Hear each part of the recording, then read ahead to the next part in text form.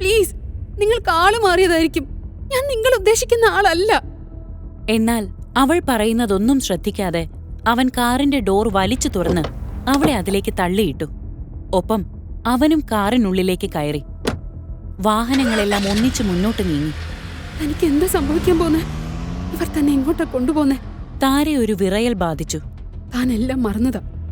പക്ഷേ ഇവൻ എന്തിനാ വീണ്ടും തന്റെ ജീവിതത്തിലേക്ക് വന്നത്? ഉത്തരമില്ലാത്ത ഒരുപാട് ചോദ്യങ്ങൾ അവളിൽ ഉയർന്നുകൊണ്ടിരുന്നു.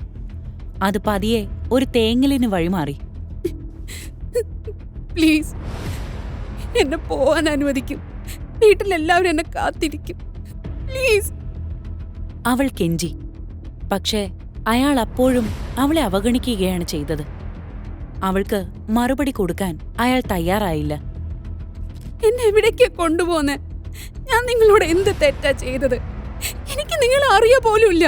അവൻ തല ചെരിച്ച് അവളെ രൂക്ഷമായൊന്നു നോക്കി. അവന്റെ ആ നോട്ടത്തിൽ താര ഒരു നിമിഷം ഒന്ന് പതറി. ആ നോട്ടത്തിനു പിന്നിൽ പലതും ഒളിഞ്ഞിരിക്കുന്നത് പോലെ. ഇനി സംഭവിക്കുന്നതൊന്നും തനിക്ക് നല്ലതിനാവില്ലെന്ന് അവൾക്ക് തോന്നി. അപ്പോ നിനക്കെന്നെ അറിയില്ലല്ലേ? ഇല്ല, എനിക്കറിയില്ല. സീരിയസ്ലി? അപ്പൊ നിനക്കെന്തോ മറവിരോഗമുണ്ട്. അതോ ഇനി ഡെയിലി ഒരുപാട് പേരെ കാണുന്നതുകൊണ്ടേ എന്നെ ശരിക്കും മറന്നുപോയതാണോ? Mister, don't dare to talk to me like this. ഒരു കാര്യമില്ലാതെ എന്നെ പിടിച്ചു വെച്ചിട്ട് അനാവശ്യം കൂടെ പറയല്ലേ. ആരാ നീ? പറ. എടി, നിന്റെ ഈ മറുപടിയിൽ നിന്ന് തന്നെ വ്യക്തമാണ് നീ എന്നെ തിരിച്ചറിഞ്ഞു എന്ന്. അതുകൊണ്ട് കൂടുതൽ ശീലാവധി ശമയല്ലേ മോളെ. അതല്ല, ഇനി അഭിനയം തുടരാനാണ് നിന്റെ ഭാവമെങ്കിൽ അന്നത്തെ രാത്രിയിലെ പോലെ ഞാനെല്ലാം എൻ്റെതായ രീതിയിൽ നിന്നെ ഓർമ്മപ്പെടുത്താം. എന്താ, അത് വേണോ? ആ രാത്രി.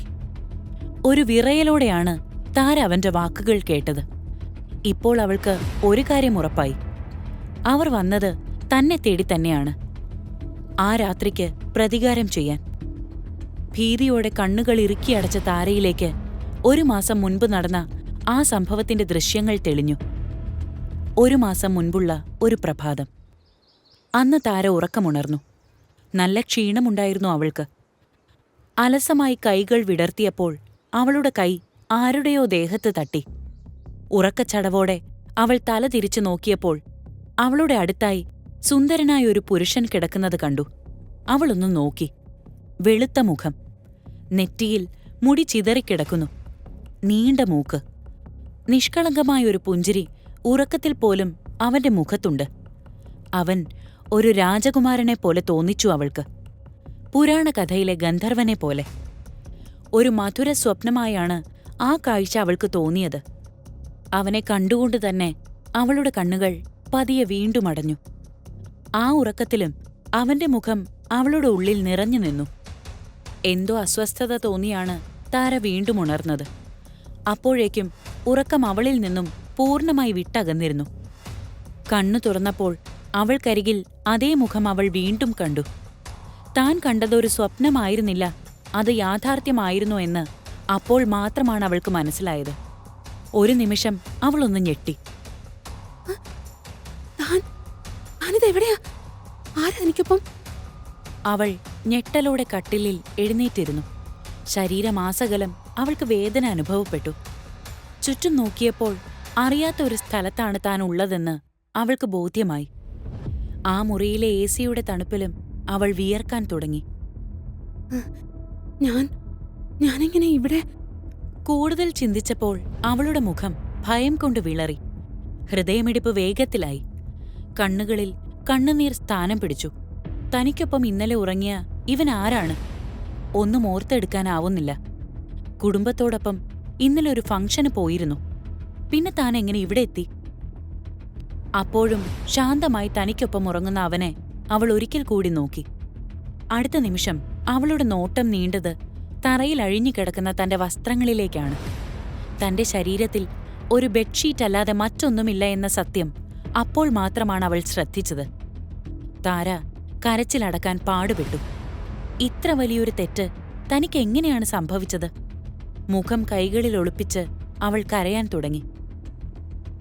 ഇതൊക്കെ പുറം ലോകമറിഞ്ഞാൽ എങ്ങനെ താൻ ഇതൊക്കെ വീട്ടിൽ പറയും? പറഞ്ഞാൽ ആര് വിശ്വസിക്കും തന്നെ? ഭ്രാന്ത് പിടിക്കുന്നത് പോലെ തോന്നി അവൾക്ക്. ഒരുപക്ഷെ ഇവൻ തന്നെ എല്ലാം അറിയുന്നത് ഇവന് മാത്രമാണ്. പക്ഷേ അവൻ ഉണരുന്നതുവരെ കാത്തിരിക്കാൻ അവൾക്ക് ധൈര്യമില്ലായിരുന്നു. അവൻ ഉണരുമ്പോൾ എങ്ങനെയാവും റിയാക്ട് ചെയ്യുക? അവൻ തന്നോട് എന്തൊക്കെയായിരിക്കും ചോദിക്കുക? അവനെ അഭിമുഖീകരിക്കാൻ അവൾക്കാവില്ല. എത്രയും പെട്ടെന്ന് ഇവിടുന്ന് പോകുന്നതാണ് നല്ലതെന്ന് അവൾക്ക് തോന്നി. പിന്നെ താമസിച്ചില്ല.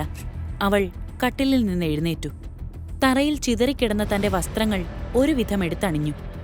അവൾ ഒച്ചയുണ്ടാക്കാതെ മുറിക്ക് പുറത്തേക്ക് നടന്നു. ഹോട്ടലിൽ നിന്നിറങ്ങിയ അവൾ എങ്ങോട്ട് പോകണമെന്നറിയാതെ കരഞ്ഞുകൊണ്ട് മുന്നോട്ട് നടന്നു. ഇനിയൊരിക്കലും അവനെ കാണാത്ത വിധം എത്രയും ദൂരത്തേക്ക് പോകാൻ അവൾ ആഗ്രഹിച്ചു. സമയം രാവിലെ 6 മണി കഴിഞ്ഞതേ ഉണ്ടായിരുന്നുള്ളൂ. അതുകൊണ്ട് തന്നെ റോഡിൽ ആളുകൾ നന്നേ കുറവായിരുന്നു. ജോഗിംഗ് ചെയ്യുന്ന ചില ആളുകൾ ഇടയ്ക്ക് അവളെ പാസ് ചെയ്തു പോയെങ്കിലും ആരും അവളെ അത്ര മൈൻഡ് ചെയ്തില്ല. ആളുകളുടെ ശ്രദ്ധ തന്നിലേക്ക് വീഴാതിരിക്കാൻ അവളും ശ്രദ്ധിച്ചിരുന്നു. അവളുടെ ആ നടപ്പ് അരമണിക്കൂറോളം തുടർന്നു. ഇപ്പോൾ അവൾ ഹോട്ടലിൽ നിന്ന് വളരെ ദൂരം എത്തിയെങ്കിലും അവളുടെ കണ്ണിൽ നിന്നുള്ള ഒഴുക്ക് നിലച്ചിട്ടുണ്ടായിരുന്നില്ല. നടന്ന് തളർന്നപ്പോൾ റോഡരികിൽ കണ്ട ഒരു ബെഞ്ചിൽ അവൾ ഇരുന്നു. അറിയാതെയാണെങ്കിലും താൻ ചെയ്തത് വലിയ തെറ്റാണെന്ന ബോധ്യം അവളുടെ മനസ്സിനെ കൂടുതൽ മുറിവേൽപ്പിച്ചു.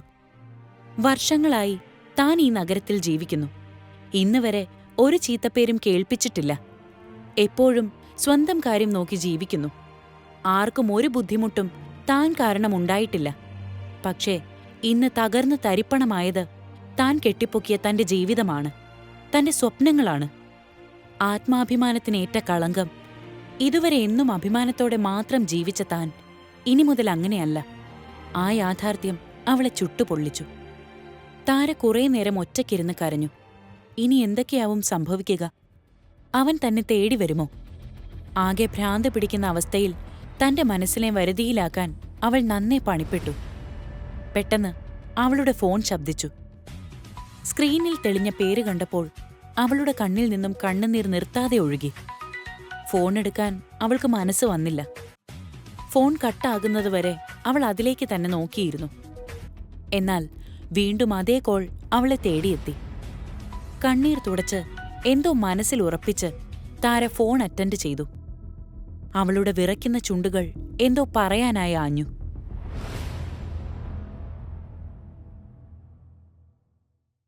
ബാക്കിയുള്ള എപ്പിസോഡുകൾ ഫ്രീ ആയി കേൾക്കുന്നതിനൊപ്പം റൊമാന്റിക് ക്രൈം ത്രില്ലറുകൾ അടങ്ങുന്ന മറ്റു പ്രീമിയം ഓഡിയോ സീരീസുകളും സൗജന്യമായി ആസ്വദിക്കാൻ ഉടൻ തന്നെ കുക്കു FM ആപ്പ് ഇൻസ്റ്റാൾ ചെയ്യൂ.